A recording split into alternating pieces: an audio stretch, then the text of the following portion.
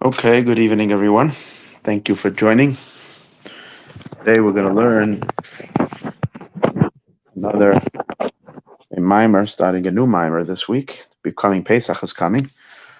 We're going to learn the last discourse in the Sidur of the Alter Rebbe.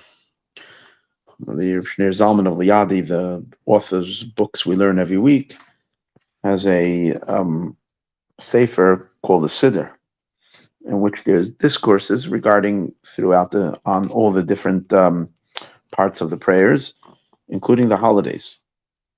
Some of the discourses are the same discourses in Torah Or and Likutei Torah, but this one I think is not to be found over there, even though the concepts are discussed in a discourse that we learned over this. This is a short discourse. It's the last discourse on Pesach. In the Sidur, there's different portals. So this is called Shar Chag HaMatzos, the portal of the holiday of Matzah, which is Pesach. And within that, there's a part called Seder Haggadah, the order of the Haggadah. So this is the last discourse of Seder Haggadah. And he gives a short, quick, or you might say, but a lot of content in the idea of the power of the matzah that we eat by the Seder. So let's see. Matzah zusha anu oichlin al shuma. So during the Haggadah that we say that we recite Pesach by night, we say this matzah that we eat is eaten for what reason? Al shuma means for what reason? And then we go ahead and we give a reason why we eat the matzah. What do we say? Because the dough that our fathers took out of Egypt did not have time to rise. We went out with such a haste that when they started making their doughs, their bread, and then the bread didn't have time to rise. You can move this over.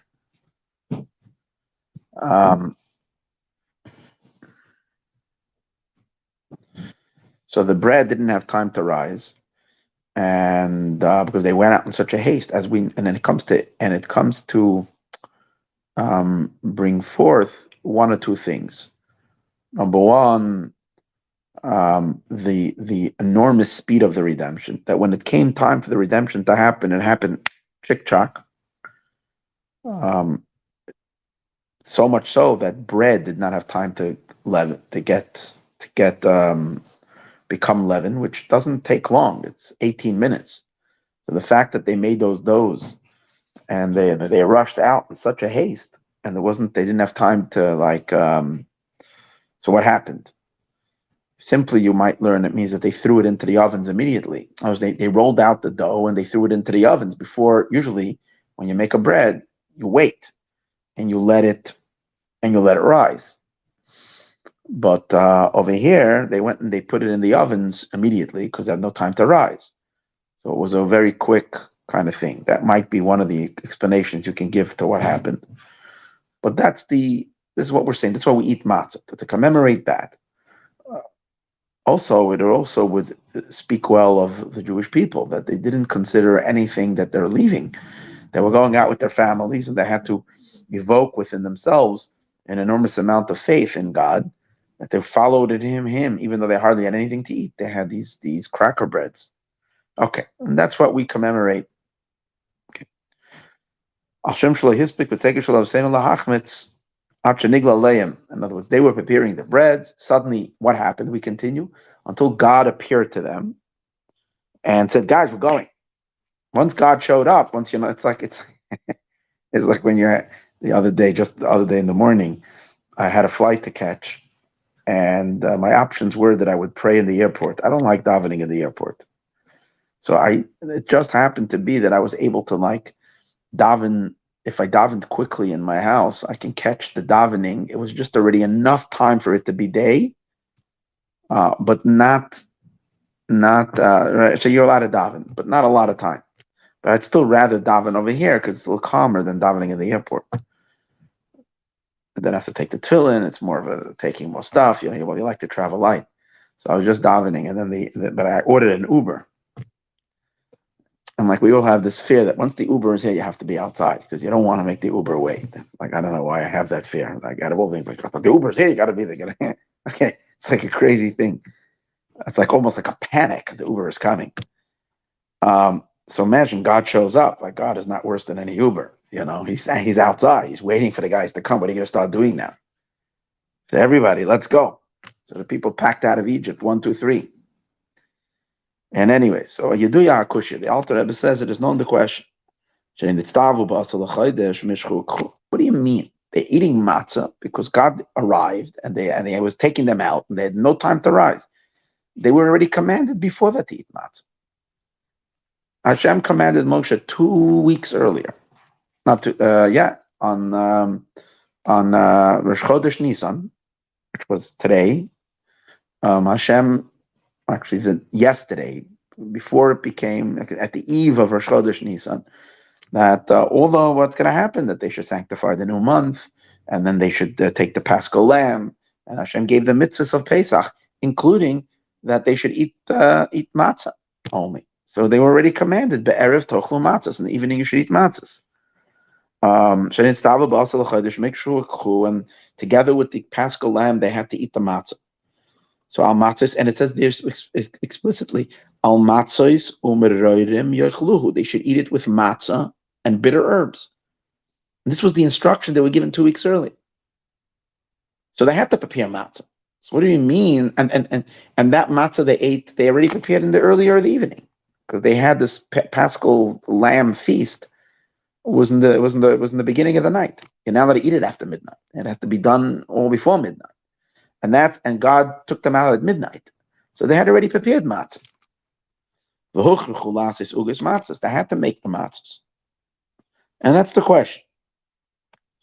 It's also another second question. There's a later verse that says that they baked the dough that they took out of Egypt. So here they are, they're in Egypt. They're living in the land of Goshen. And you would think, the explanation I said earlier, that why did they end up with matzahs? Because they threw the matzahs into the oven, the dough into the oven before it can rise, back in their homes. But when you read the story in the Torah implies that they were baking the matzah later when they came to their first stop. As they traveled from Ramses, which is where they were liberated from, and Vayachnu, it says they came to a place called Sukkos. That's the first place they came to. It's a place called Sukkos. And over there it says they built they baked the bread that they took out of Egypt. So they had made the dough back in Egypt, in Ramses. Now they're already in the outskirts. They're out of Egypt already. And that's when they baked the dough. So let's just imagine. They made this dough back in Mitzrayim, wherever this Goshen is. God comes, he takes them out, they're all going. Okay, they're all leaving, they're traveling. Imagine this happening tonight. Everybody's leaving. A few million people are on the march. They went a couple of miles. They went out of the boundaries of Egypt. So they went at least a nice couple of miles. They traveled. When they get to Sukkos, they're now baking the bread. In order to bake the bread, you got to kind of take out some valises, no? Some suitcases. At least you got to open up some boxes, right? Then you have to set up an oven. Then you have to turn on the oven, which means you have to put on wood, get the fire going. After you have your oven and your fire going, and you're not plugging in over here an electric microwave, they're coming with an oven. They're putting on the oven. Then they're taking, how in the world was it done in less than 18 minutes? The law is if you leave a dough for 18 minutes, it's automatically considered chametz, and you can't have it on Pesach. Now matzah, it's chametz. Chametz meaning the leavened bread. So it doesn't even make sense. Unless you're going to say that their entire distance it took setting, in other words, you would have to say the miracle is stunning, that no time passed. They went out, and less than 18 minutes later, they were already in the other place. They already set up their ovens, and they already got the fire going, and they already baked it, and they threw the matzahs onto the oven. That doesn't say anywhere. I mean, the miracles were spectacular, but it doesn't say that this happened? That's his question. That's about like they baked the bread, the dough. Should I tell you that they took out of Egypt? And this happened in Sukkot. So the Mefarshim say, Ray, he brings over here the Ibn Ezra, the Ramban, the Chizkuni, the Sefarnu. Now, the others say, the Radal says, no, that they baked it actually in Ramses, or when they went out of Ramses. But most of the Mefarshim say, no, they baked it in Sukkot. Ramses l'Sukkot is kama milin. The distance from Ramses to Sukkot is a couple of mil.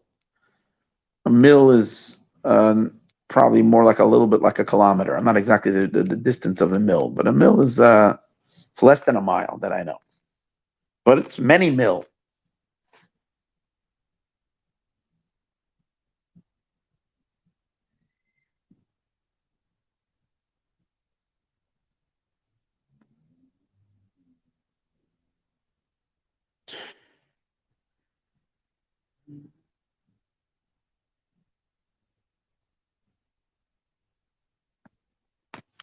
He brings over here, say for Amarim Tovkuf and Ein, somewhere else where he adds a little bit more to it. Shebevada, he says, Nishtaru harbe yoisem ekadei chimutz isa. Definitely, it took longer time than how long it would take than the 18 minutes for something to become chametz. Shir echad kemavur b'divrei Rambam. Imkain afem noima shahelam kvitzas haderech. Even if we're going to say they had kvitzas haderech, which is the great miracle where they can arrive somewhere much quicker, machmasa'anam, because the clouds were going with them, it means God was carrying them. Im kol zeh shir echad shah bevadei nesakvu. For sure, because when they got to Ramses, they had to get the fire going. And to bake the bread. Definitely longer than this time. Which was already said to them earlier. So we have two questions of it. Number one, didn't they have matzah already earlier? They all had the obligation to bake matzah. And the Torah seems to imply, and the Agada we seems to imply, it was an accidental thing. It was like an occurrence that happened unplanned. They ended up with matzah because they were rushed out. Secondly, how can we say, on the reason, let's say that's the reason. And maybe we'll say there's two matzahs. There was matzahs that they initially baked, but then they were planning to take bread because, as he explains elsewhere, even though they were commanded to eat matzah that night, there was no prohibition on the first year to have chametz all 70 days of Pesach. That started only for the next year. So technically, they were planning to have. So they had their matzah when they had their Passover feast. Then, for the rest of the way, they were making rolls and breads to take along. Right. So even if we're going to say that that's the case, so there's two breads. The question is, how did that happen? How was it that it didn't become chametz? It's a technical question. Should it become chametz? Eichlein is chametz bisman rav kazeh in such a long time. V'lo shir chametz b'shaktana. I can get chametz things become leavened very in a very short time. Kishir meal, as long as it takes to go a meal, can you do it as it is now? Yeah. So now the Alter Rebbe gives this phenomenal answer. And he explains like this. The Chsiv, it says, B'moira gadol. Moira gadol means with great fear. That at the time of the going out of Egypt, there was an awesome, stunning revelation of God, which cast a dread on everybody. It basically cast such an enormous fear that suddenly overtook them. The sages say is that Gilu Shechina. That why was there such a dread? It says the verse says, "I took you out with a great fear." So we say in the Haggadah, we say it as one of the statements in the recitation, the liturgy of the Haggadah. We say that that's the revelation of the Shechina. God revealed Himself to them. It was a powerful, stunning revelation of the Shechina, and because of that, let's see, Ubira David who, and what does that mean? That God is hidden beyond many veils and many filters. For a great talk about this, listen to last night's class. We had a really, really interesting talk about this.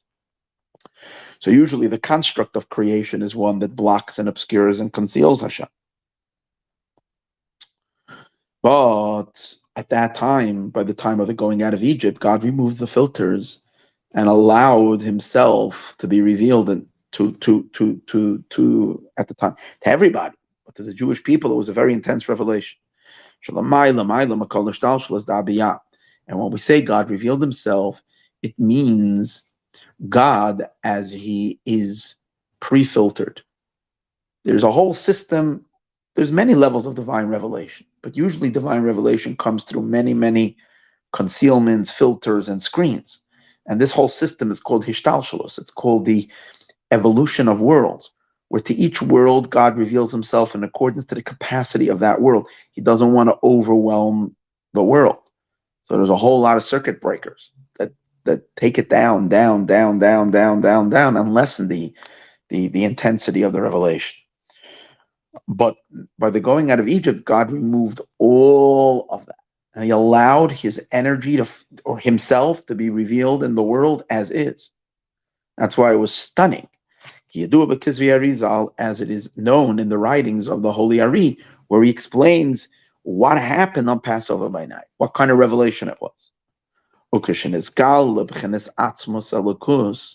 And when God reveals himself unfiltered, which means not any of the divine emanations or projections, but God himself is suddenly present, nisbatlu mimitziyasa. It knocked their socks off. In the words of the Alter Rebbe, it nullified their existence completely. They became so overwhelmed by God's powerful immanence and presence that it didn't leave any sense of self. So that they lost all self-awareness to the point they became absolute not.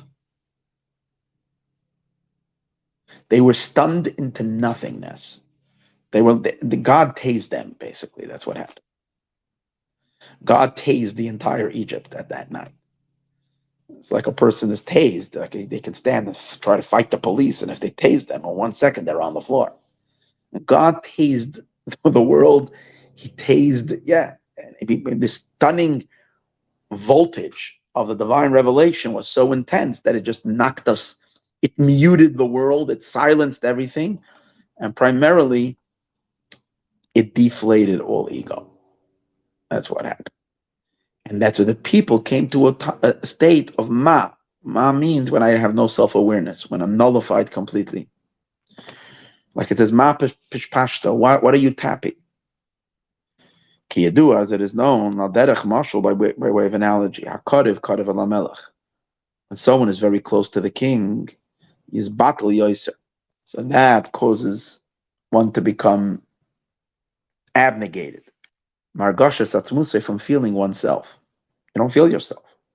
Actually, yetaifis makam klal klal be'inav, to the point that you don't even know you exist. And that's how nullified. You don't have any sense of importance. You lose your equilibrium completely. Like especially if it's a stunning.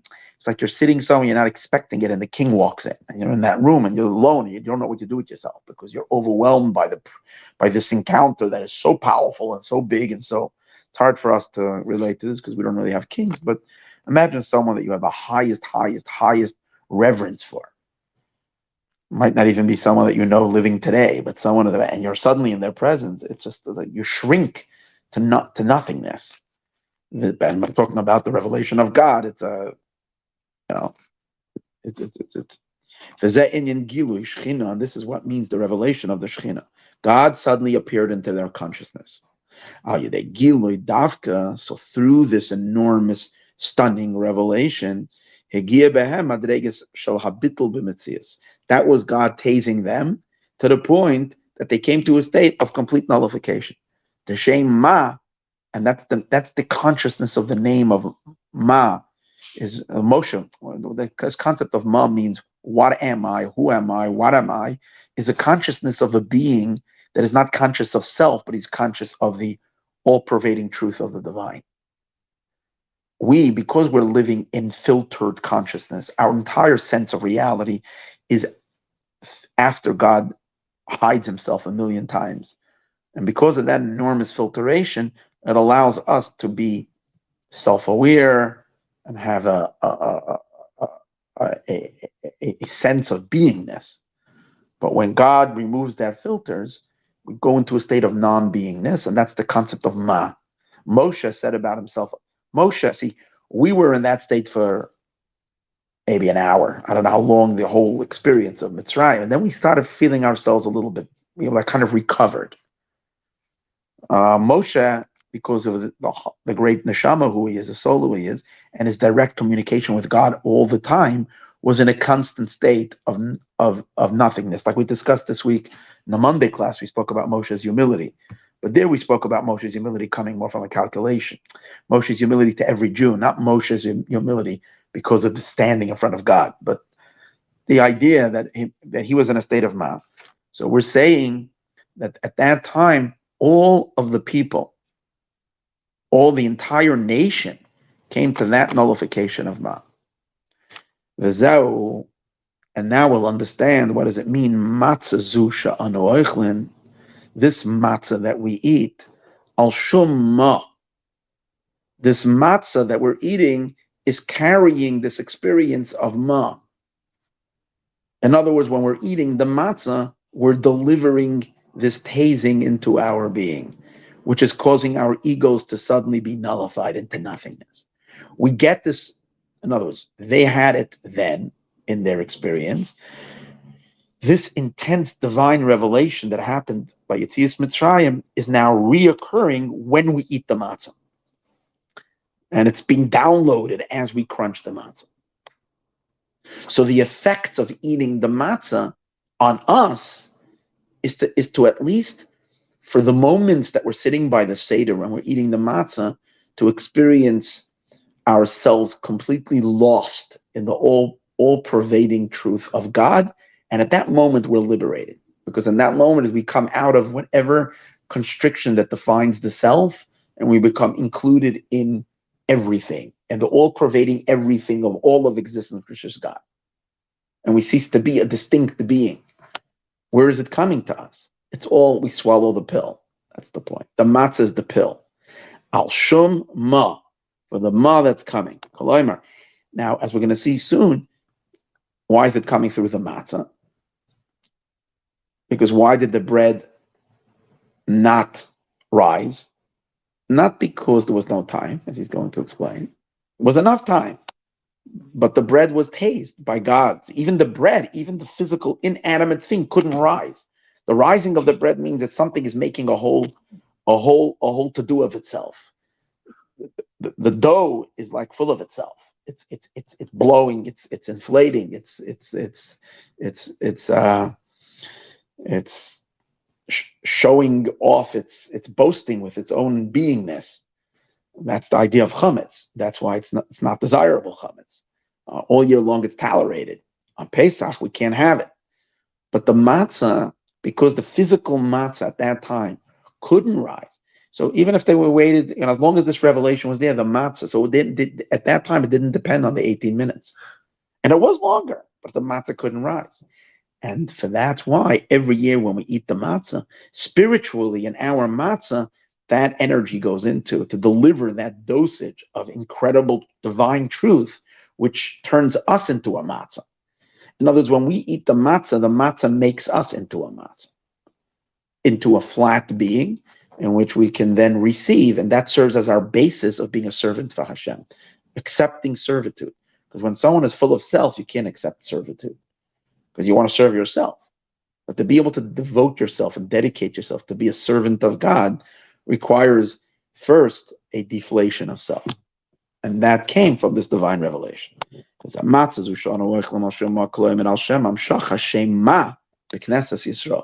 We're drawing down the energy of Ma. What's the energy? There's a name of God called 45. It means that the energy of God of 45 means that it's a revelation that brings about that the response to this revelation causes total nullification. Other revelations of God are much softer. So they don't knock a person out. But this is a heavy dosage. That's the point. That's why it produces ma. So when we eat the matzah, we're downloading this ma consciousness into Knesset Yisrael, into into our souls, which are usually not living in the consciousness of ma. They're living in the consciousness of ban, of 52, which 52 allows for a sense of self. But now we're ingesting some nutrients, which then produces this complete nullification, which is beyond intellect and beyond reason. In other words, it's like when the king walks in, it's nothing to do with a person's comprehension, understanding, and everything. You see the crown, you see the person wearing the crown, and he walks in. You don't have to figure out anything. You don't have to sit down and do your math to try to figure out how much greater he is than you. Or you don't have to sit down to try to start asking the people around to try to figure out how powerful is he really. That's all you can do that when you're far in your own village. You can talk about the king. When the king walks in, he stuns you because of his when he exhibits such royalty, such power, such exaltedness, and such that it causes all of his subjects to be nullified. The matzah is called food of emunah because this is the real emunah. The emunah is allowing God to shine into your soul as God really is, and that's why in emunah it's not intellectual, it's not logic, it's just simple conviction in the truths of Hashem. And then he says, why when we eat the matzah, we say, matzah because it's delivering the ma into us. But what's the connection? So now he explains. The one who wrote the Agadah, which are the sages, are explaining. Just like when we were in Egypt, what happened? The bread did not have enough time to inflate. It doesn't say it didn't have enough time. It didn't get a chance. That's all it says. It didn't get a chance to inflate. Not that it wasn't enough time. It didn't get a chance to inflate. This is the reason. What was the reason that their bread, their dough, which had generally would have been more than enough time for it to rise. The reason it didn't rise, because God revealed himself. And the revelation of God dismantles or diffuses all ego. Because of the stunning revelation of the Shekhinah, they were humbled with the epitome of humility. To the point that their doughs couldn't rise at all. The Sidur is known, the inyan chametz. What is the concept of chametz? Chametz is leavened. Who hagasus? It's density. Density means when something is unaware of realities outside of self. When someone is so full of their own existence that they can't sense anything out of themselves. That's called dense. The more denser someone is, the more coarse they are in their own existence. It's very selfish. It's very self-absorbed. It's called gasus. It's the opposite of nullification. So chametz is that way because it rises, it blows itself up. The isnasus, and it rises upward. Ketevas, or like the nature of yeast, that bubbles up the dough. As stated elsewhere. And that's part of the klipa. That's part of the ingredient of klipa. Now, chametz is not kosher all year long. If chametz would be, that's a sign that it doesn't come from the three impure klipas, from the really dark klipas. The dark klipas are real evil. Chametz is not yet evil. It's self-absorption. Once a person is absorbed himself, they can become evil because you're stuck in all you care is about yourself. Then God forbid, if someone angers you, God forbid, you might want to hurt that person. That's already evil. So the chametz is still the underlying state of being that allow a person to be evil, a person doing acts of evil, doing acts, being unfaithful, being chas v'shalom, having hurting other people, stealing. Where does it all begin? It begins with an overly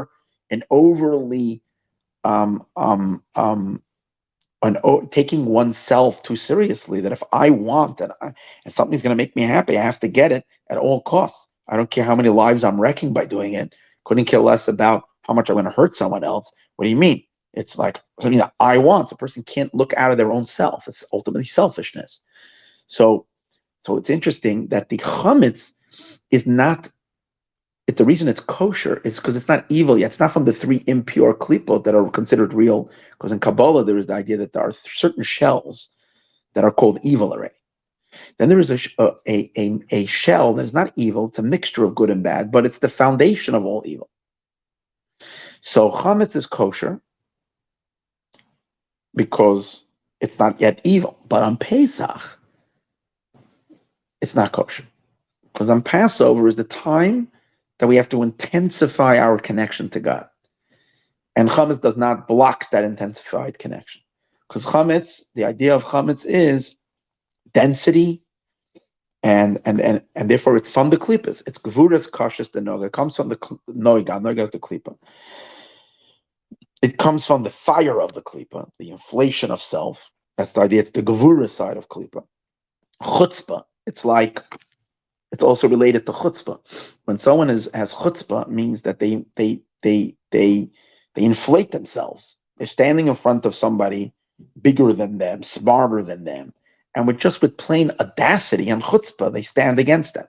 Like that chutzpah comes from a strong ego. And now the concept of chametz also exists in holiness. It exists even in holiness as well, not only in the dark side. In holiness, there's also the root of chametz. What is that? That's serving God. You're involved in serving. You're serving God, but you're serving God and you're feeling yourself in the service. In other words, you're feeling there's a lot of fire in your service, which is, we would think it's the best thing. It's passion, fervor, fire. Yeah, that's perfectly good. That's holiness. But since it has and based on, if you're fired up and you're passionate, it means you feel yourself. You're feeling what you want. Yes, the object of what you're feeling over here is a wonderful. You're feeling not just an object, you're feeling God. And you're overwhelmed by, and therefore you're fired up with passion, with fervor. And that's a good thing. And we're supposed to develop that in prayer in our spiritual lives, but not on Pesach. When you're eating matzah, it's better that you're not shaking and throwing yourself with excitement. It's better that you're pale. I mean, you don't have to be pale, but you're almost like you're just like you can't move. Because that's the point of the matzah. The point of the matzah is that you experience the divine truth to the fullest. God is, and there's none but Him. And that is felt so sharply in your soul that for those minutes you cease to exist. You cease to exist outside of God. There's nothing at that moment that can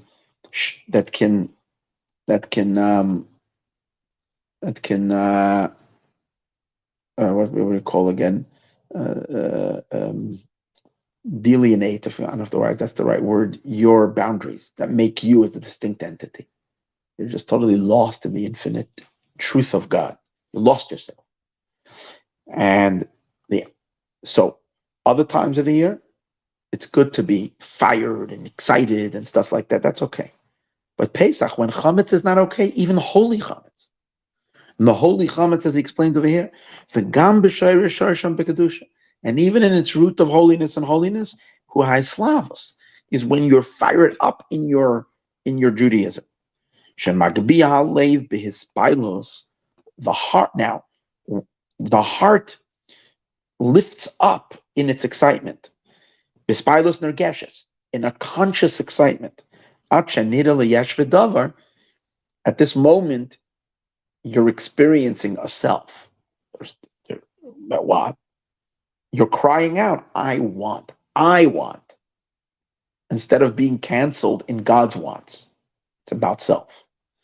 And what happens is, now this is recommended. We're supposed to have that. However, that's only okay if your basis in your life is your matzah. If Pesach is your foundation, you have within you, in your memory at least, in your underlying consciousness, a deeper recognition that allows for ultimate truth to be experienced, where you don't have the holy ego. There's no ego at all. On top of that, you can then at other times feel yourself, but direct that self that you feel towards holiness and godliness. That's okay. But when the whole thing is based on your excitement, then today you're loving God and holiness, and then you can, God forbid, fall, because there's no real surrender. When someone is lifting his heart up with an excitement, and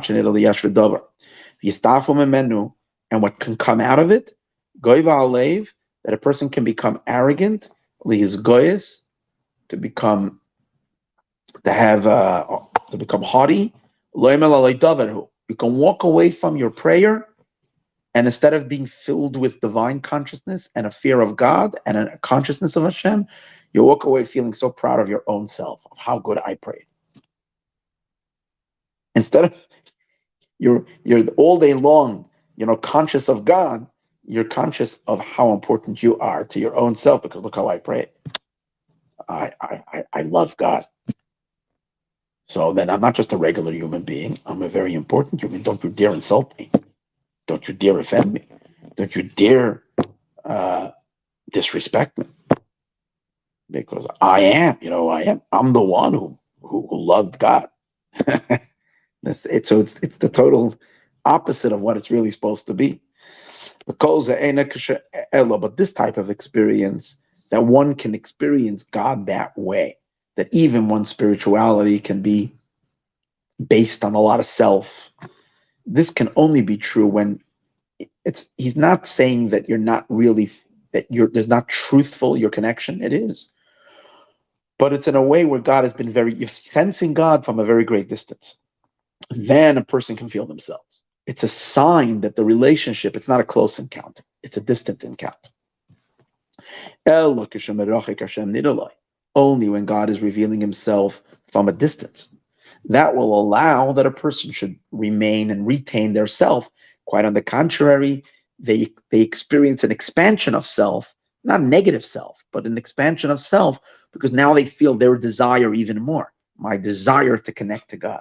I feel what I want. But when God decides to come up and close,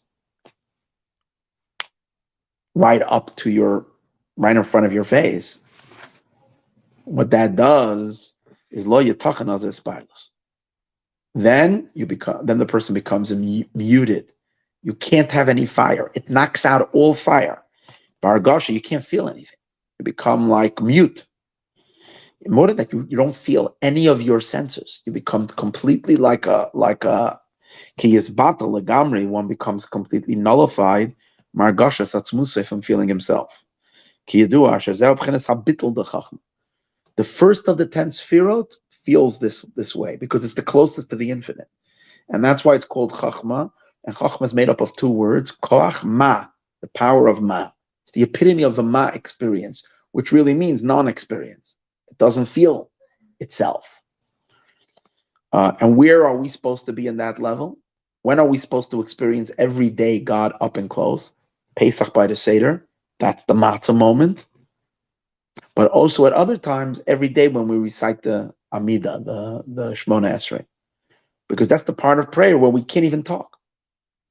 because we're so close that suddenly, it's like you see sometimes people go in front of the Rebbe, and it comes there, and they suddenly they can't talk because they're so overwhelmed by the greatness that they don't have a voice. You lose it. And therefore, we can't even pray. We have to say, God, open up my mouth. You open my mouth because my tongue got stuck to my palate. I can't talk. And this is the meaning that the yeast that was in the dough didn't have a chance to rise. Doesn't mean that they couldn't have the night of Yetzias Mitzrayim. They didn't feel even their fire. It wasn't like they had a passion and excitement to run after God. It was probably they walked probably quietly. They weren't singing. You would think that they were singing at that night when they're leaving. At that moment, they were just overwhelmed. It was probably a silence. Millions of people were just like stunned. Later, after the sea split and everything concluded, they broke out in the song because they came back to themselves. But as they were leaving, they couldn't. It was just pure shock and awe. So then it's not lahachmetz to become chametz because God revealed Himself. It's not ad until lefisha nigla because He was revealed upon them. B'shem ma, with the powerful revelation of his real truth, which is revealed in the name of 45, which the consequence to the recipient is that they are in a state of ma, in a state of complete bittul v'dailamev. Now we will answer all the aforementioned questions. Even though they were commanded on the 10th day of Matzah, if He would not have revealed Himself with the stunning revelation, which is the revelation of the Shechina, until they came to the bittul, to complete bittul,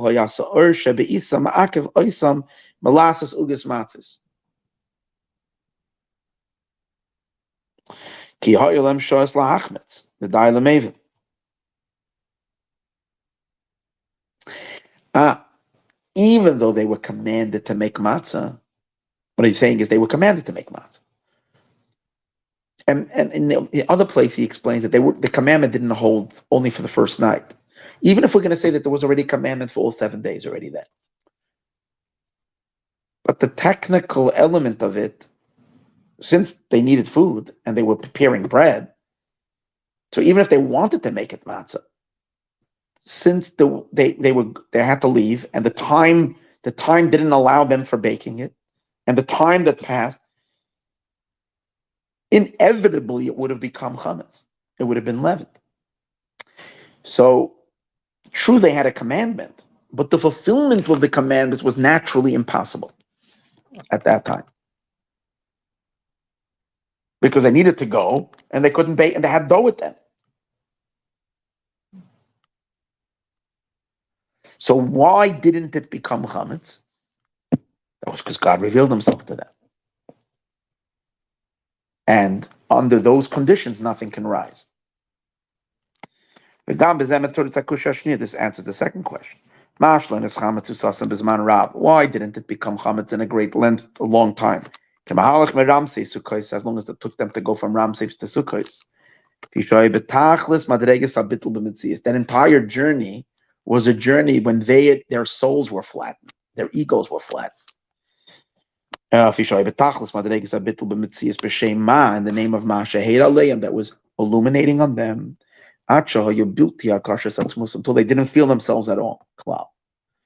They were able to carry their dough, and the dough was experiencing the same things the people who made the dough were experiencing. They were both in that, and the yeast was not able to rise.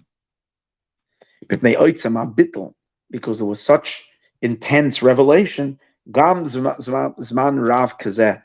even though such a long time passed. Might have been 2 hours. I don't know how long it took. And all this time, the yeast did not rise. The dough couldn't rise. Because there was such a stunning revelation of the revelation of the Shekhinah.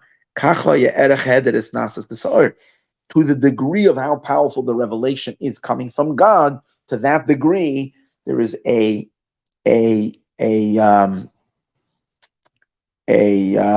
lack of beingness and lack of self in the recipients. And since it was the most powerful slam of God, his truth just came in a forceful punch. At their end, they were flattened completely. Al derech mashal if they melech gadol, and he gives the example. At even yeast, that's the ultimate entity of ego. That's what yeast is. Put a little yeast into anything, and it suddenly, flares up. So yeast doesn't humble itself before anybody or anything. It's the ultimate self-important entity. But you find when a being of authority walks in, people are afraid. If it's but you always have one or two people who couldn't kill us. They're not fazed by anybody.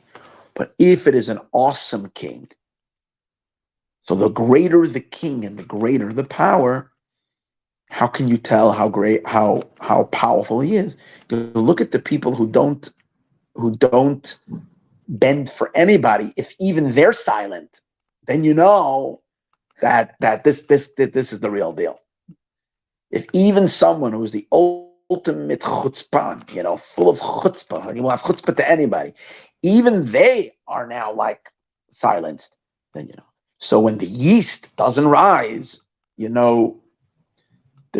no more ego left. It can't even be anymore. That's what he's saying. Al derech mashal, if melech gadol, if it's a very great king, yizbatel gami shehu gasa ruach b'ma'od. Even someone who's very dense and doesn't flinch for anything and anybody, for a very big king, even he will surrender. If it's a smaller king, So this is showing you what kind of revelation it was. A stunning revelation. And that the matzah couldn't rise. And when we eat this matzah, then we're now taking this in. This incredible godly light. That concludes this discourse. So I said it would be short, but short and powerful. That's all we need. May we merit already, again, that revelation. But this time in a way that lifts us up into it. Okay.